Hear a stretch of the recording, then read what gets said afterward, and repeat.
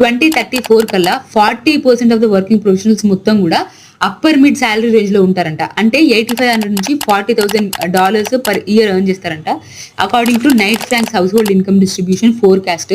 ఇది business standard newspaper లో అయితే వచ్చింది. Abhishek Lodha, CEO of Macrotech developers, వచ్చే 10 years లో 100 మిలియన్ న్యూ హౌసెస్ అవసరమైతే అని చెప్పారు. అండ్ మన ఇండియాలో 70 మిలియన్ ఇండియన్ హౌస్ హోల్డ్స్ మొత్తం కూడా ఇల్లు ఓన్ చేసుకోవడానికి ఎలిజిబుల్ అవుతారంట. అంటే వాళ్ళ దగ్గర ఇల్లు కొనుక్కునే అంత డబ్బులు ఉంటాయని అర్థం.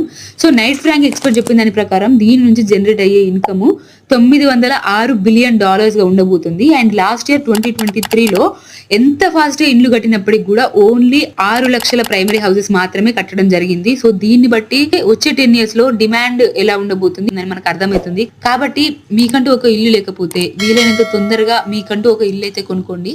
ఈ వీడియో కనుక మీకు నచ్చినట్లయితే do like and subscribe, and I'll see you in the next one.